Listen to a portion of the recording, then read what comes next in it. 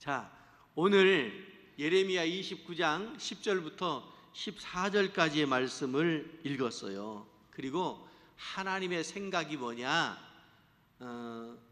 하고 물은 다음에 답도 알려줬어요. 답이 뭐라고요? 평안과 소망이라, 이렇게 답도 적어놨어요. 여러분, 하나님의 생각은 평안과 소망인 줄로 믿습니다. 하나님의 뜻, 하나님의 마음, 하나님의 생각, 이게 뭔지 우리가 잘 알아야 되잖아요. 그래야 하나님 마음에 합쳐서, 따라서, 하나님의 뜻에 따라서, 하나님의 생각을 맞춰서 그렇게 신앙생활하는 사람이 교회 다니는 사람이고 기독교인이라고 말할 수 있지 않겠어요? 오늘 이 말씀을 좀 잠깐 나누면서 은혜를 나누고자 하는데, 이 예레미야 29장의 말씀이 쓰여지던 때에 상황을 우리가 좀 파악을 할 필요가 있습니다. 물론 예레미야서는 예레미야가 썼지요. 예레미야 선지자를 통해서 썼지요. 예레미야 선지자는 대선지자, 이렇게도 표현을 합니다. 그 키가 커서 대선지자가 아니고 성경을 쓴 분량이 많아서 대선지자라고 이렇게 분류를 하더라고요. 이사야라든지 예레미야라든지. 그런데 요엘서 같은 경우는 짧잖아요. 그런데 또 소선지서, 이렇게 또 분류를 해요.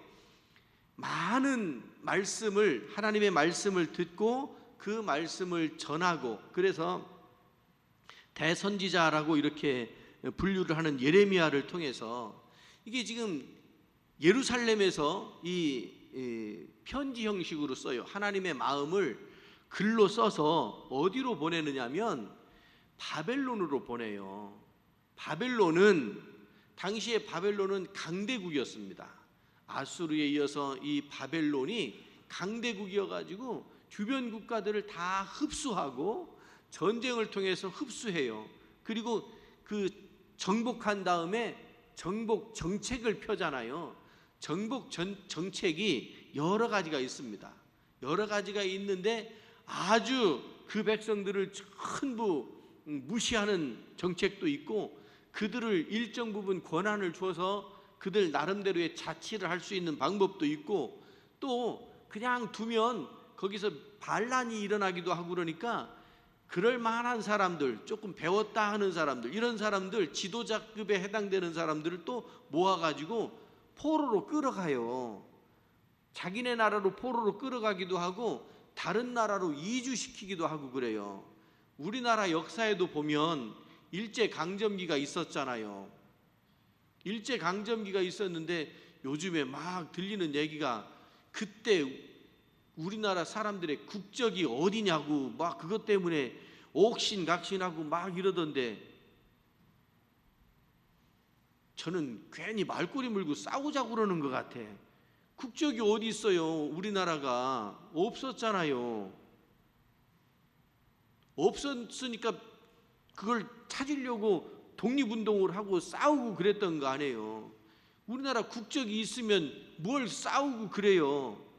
정상적인 국가였으면.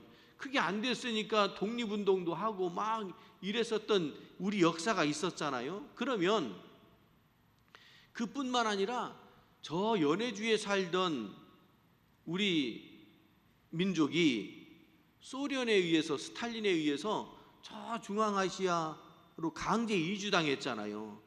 왜 강제 이주 당했느냐면 그 연해주 지역에 이 사람들이 독립운동을 하고 어지러워지고 하는 거를 소련 공산당이 싫어했어요. 그래서 이 사람들 여기다 두면 안 되겠다 싶어가지고 열차에다 실어서 그냥 갔다가 중앙아시아 그 허허벌판에다가 갔다 그냥 내려놓은 거 아니에요. 열차 타고 가다 많은 사람이 죽었고, 거기 도착해서도 먹고 살 것이 없어서 죽은 사람들이 그렇게 많았다잖아요. 이른바 고려인이라고 불리던 까레이스키, 러시아 말로는 까레이스키, 그게 이제 고려인인데, 그 사람들이 거기 그렇게 참 얼마나 고생을 했는지 몰라요. 수안보에서 목회할 때 그 카자흐스탄의 고려인 최리나, 레기나, 본명은 레기나고 우리나라로 귀화하면서 결혼해서 오면서 최리나라고 이름을 바꾸었는데, 그분 이야기를 이렇게 들어오면 그래도 그 한국의 정체성을 잃지 않으려고 성도 그대로 쓰고 말도 그대로 이어가려고.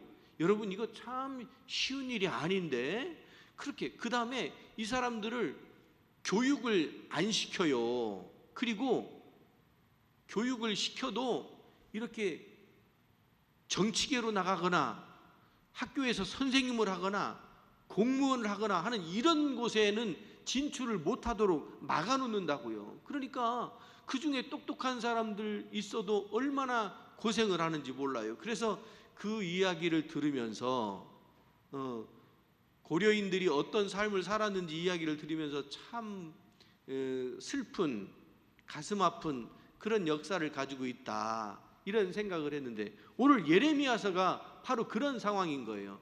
바벨론이 이스라엘 땅 예루살렘을 딱 정복하고 난 다음에 어떤 일을 했느냐면, 그 중에 똑똑한 사람들, 바벨론의 식민 정책은 그랬습니다. 똑똑한 사람들을 각 나라에서 다 불러 모아 가지고요, 바벨론의 토목 기술이 발달을 하고 천문학이 발달을 하고 수학이 발달을 하고 함무라비 법전을 비롯한 그 법전이 생겨나고 이런 일들이 일어나게 되는 거예요.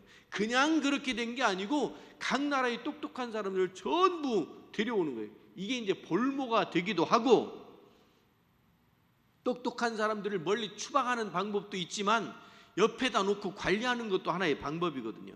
그렇게 해서 바벨론으로 포로로 끌려갔던 그 사람들에게 예레미야가 편지를 쓰는 내용이 오늘 그 예레미야 10장에 나오는 29장에 나오는 이 말씀이죠.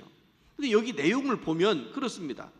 거기 보면 집을 짓고 거기 거하며 앞마당 전원을 만들어서 거기에다 나무를 심고 열매를 먹으며 결혼해 가지고 자녀를 낳아라. 그리고 그 자녀들도 또 결혼시켜서 또 자녀를 낳아라. 번성하여지게 하고 약해지지 마라. 쇠잔해지지 마라. 그 성읍이 그리고 평안하도록 기도해라. 점쟁이나 꿈이나 다른 어떤 그런 것들을 의지하지 마라. 때가 되면, 하나님의 때, 그 때가 되면 너희들이 돌아오게 될 거다, 이 말씀을 하고 있는 거예요. 근데 이 편지를 받은 바벨론에 살고 있었던 사람들은 이 편지를 읽으면서 무슨 생각을 했겠어요? 하루하루 죽을 똥 살 똥 살고 있는 이 사람들이 이 예레미야의 편지를 받고 읽으면서 무슨 생각을 했겠느냐고요. 현실적입니까? 전혀 하나도 현실적이지 않은 이야기들을 그렇게 하니까 이 바벨론에 있었던 사람들은 참 약 올리는 것도 아니고 힘든데 더 힘든 거 아닌가, 이런 생각이 들어요. 바벨론의 포로로 끌려갈 때요, 여러분, 왕도 포로로 끌려가는데 왕도 끌려가고 그러는 통에 그 백성들은 성경에 보면 개처럼 끌려갔다고 그랬어요. 개처럼 끌려갔다. 여러분, 끌려가고 싶지 않은 개를 끌고 갈 때 어떻게 돼요? 그냥 목줄 해가지고 끌고 가는데 소리를 지르고 죽겠다고 소리를 질러도 그냥 끌고 가잖아요. 그게 포로로 끌려가는 상황이고, 그러면 그렇게 끌고 가가지고 가면 호텔에 재워요? 먹을 것은 좀 넉넉히 줘요? 아니요. 끌려가서 거기서 뭐 해요? 노예 생활을 하는 겁니다. 노예가 인권이 있습니까? 노예가 자기 주권이 있습니까? 자기 결정권이 있습니까? 노예로 사는 거예요. 죽으라면 죽어야 되는 자리가 노예의 자리고요. 아침부터 저녁 늦게까지 그냥 중노동을 해야 하는 게 노예의 삶이 아니었습니까? 그런데 그들에게 그래도 어떻게 해서 집을 지어라. 집을 줘요? 안 주지요. 그냥 허허벌판에다 내놓으면 하늘을 이불 삼아 그냥 잠자고 그래야 되는 게 노예의 삶인데 그들에게 집을 지으래요. 집을 어떻게 지어요? 요즘에 우리 동네 집 새로 짓는 집들도 있고 하던데 여러분 집 한 채 지으려면 얼마나 고생하셨어요? 제가 태어난 고향집이 지금은 다 없어졌어요. 거기 개발돼 가지고 다른 거가 들어오고 했더라고요. 말씀을 들어보니까 저희 아버님 어머님 결혼하고 저쪽에 어느 집이 커요. 대궐처럼 커. 근데 그 집을 헐어 가지고 거기서 나오는 그 목재 이런 건축 자재들을 옮겨 가지고 여러 집을 지었대요. 그걸 옮겨다가 집을 지었대요. 제가 이런 말씀을 드리면 저는 조선시대에 살다 온 거예요. 근데 여기 계신 여러 어르신들 중에 이게 무슨 말인지 아시는 분들도 계실 거예요. 진짜 그렇게 집을 지었대요. 여러분, 집 짓는 것이 쉬운 일이냐고요. 일생에 한 번 집을 짓는 거 아닙니까? 그런데 노예로 끌려간 그 사람들에게 예레미야가 하는 얘기가 집 짓고 살래요. 날마다 고향 땅 예루살렘을 생각하고 고향을 생각하고 언제나 돌아갈까 생각하는 이 사람들에게 거기서 집 짓고 살라고 그러니 예레미야가 하는 얘기가 마음에 받아들여지느냐고요.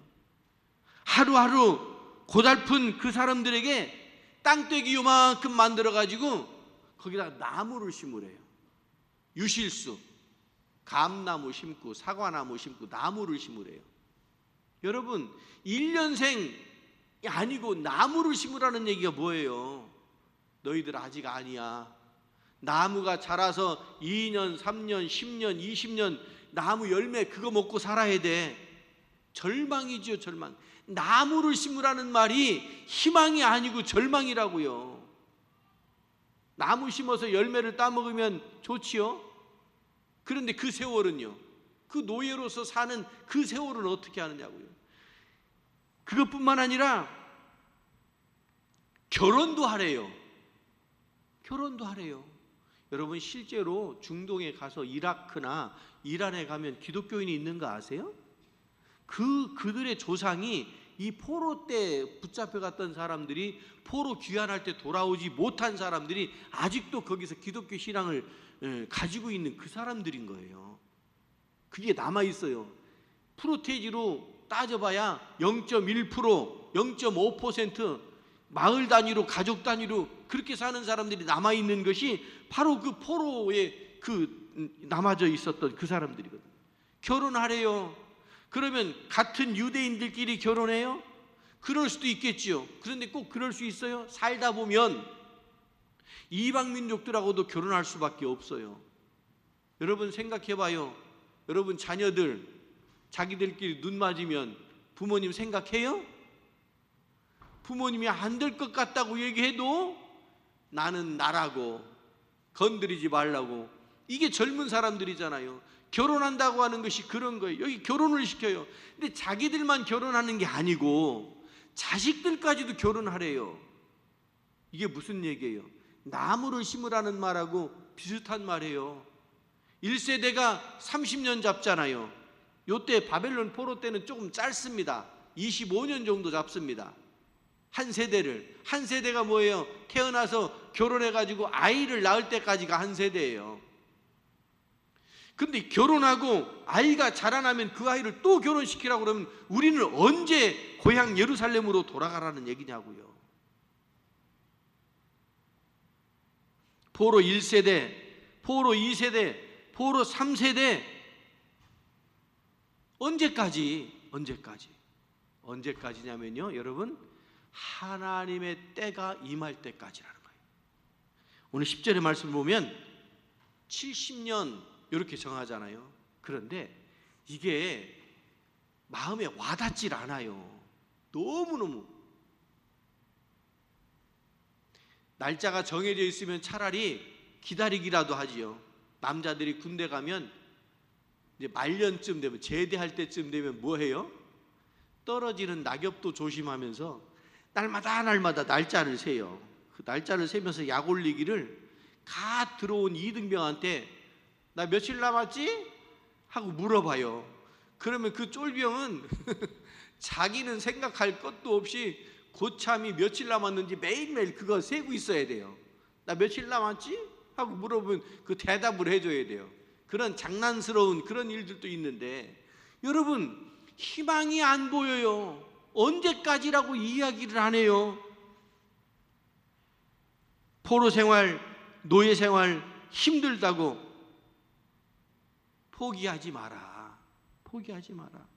포기하면 안 된다는 말을 집을 지어라, 나무를 심어라, 결혼도 해라, 그 말을, 포기하지 말라는 말을 그렇게 말씀하시는 거예요. 여러분, 악한 영이 장악하던 때가 있어요. 정말 자살률이 그렇게 높다고 하는데, 연예인들 한번 그러고 나면, 또 정치인들 한번 그러고 나면, 그러면요 사람들이 따라 죽는 사람들이 많답니다. 이거 분명히 악한 사탄이 장난하는 거예요. 우리는 그래서는 안 돼요. 포기하지 않고 희망을 가지고 우리의 삶을 견뎌내야 되는 것이 예레미야를 통해서 바벨론, 그 험한 세상을 살아가고 있는 그들에게 하시는 말씀이 아니겠습니까? 하나님의 말씀의 권위로 하나님의 생각을 이야기하는데요, 여기 쭉 보면 이럽니다. 10절 그 앞에 8절에도 보면 만군의 여호와 이스라엘의 하나님께서 말씀하신다. 9절에도 여호와의 말이니라, 10절에도 나 여호와가 이같이 말하노라, 11절 14절 반복적으로 내가 말하노라, 나 여호와가 말하노라. 여러분, 예레미야를 통해서 글을 써서 편지로 보냈지만 하나님께서 하시는 말씀이라고요. 오늘 제가 하나님의 말씀을 설교하고 선포하지만 이것이 사람의 말입니까? 하나님의 말씀으로 들으실 수 있기를 바랍니다. 사람의 말은 불완전해요. 그래서 하나님께서 말씀하십니다. 반복적으로 나 여호와의 말이라. 그 말씀의 결론이 뭡니까? 평안이요 소망이라는 거 아닙니까? 평안과 소망을 주시겠다고 하는 거 아닙니까? 사람들은 어떻게 이 우리를 괴롭히는 가해자인 바벨론을 위해서, 그 성의 평안을 위해서 기도하라고 그러는지 이해할 수가 없습니다. 똑같은 케이스가 요나가 그랬어요. 요나가 니느웨 성에 가서 복음을 전하라고 그랬더니 그 철천지 원수 같은 그 나라에 어떻게 가서 그들을 살려내는 말씀을 전할 수가 있습니까? 그래가지고 도망쳐서 저 다시스로 가려고 도망친 거 아닙니까? 예레미야의 편지를 받은 이 이스라엘 백성들은 자기들이 어떻게 견디는 것뿐만 아니라 그 땅 바벨론을 위해서, 그 성읍을 위해서 기도하라고 하는 말씀을 하고 계시니 이거 어떻게 심정적으로 동의가 되겠느냐고요. 여러분, 그런데요, 이 말씀을 한 번 더 생각해 봐야 돼요. 뭐냐면 바벨론하고 노예가 되어져서 간 그 사람들이 바벨론과 싸워서 이길 수 있습니까? 이길 수 없어요. 끝까지 싸우다가 죽자는 얘기입니까? 그런 신앙을 가진 사람도 있습니다. 그런데 끝까지 싸워서 죽자고 말할 것이 아니고 우리가 참고 견디고 인내하면 하나님께서 우리에게 소망을 주실 것이다. 여러분, 극단적인 선택이 전부가 아닌 거예요. 극단적 선택이라고 하는 것이 무서운 결과를 가져오잖아요. 얼마나 어떤 때 보면 참 이기적이다 이런 생각도 들어요.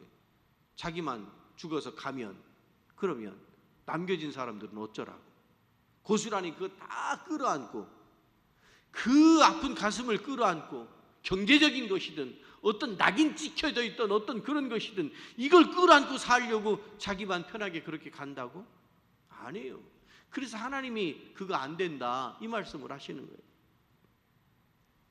하나님의 때가 올 때까지 평안을 위해서 기도하라는 거예요.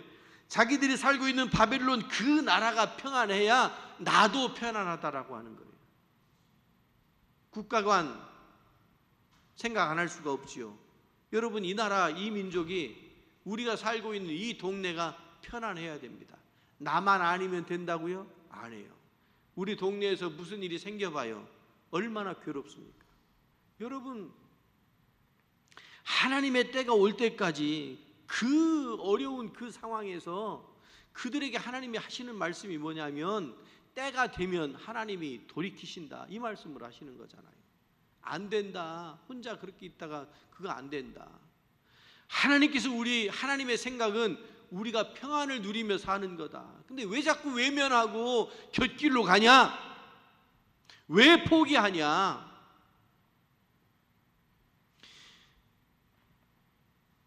하나님께서 이루어 주신다고 하는 소망, 이 소망이 없으면 그 어떤 일도 우리가 힘을 잃어서 따라갈 수가 없어요.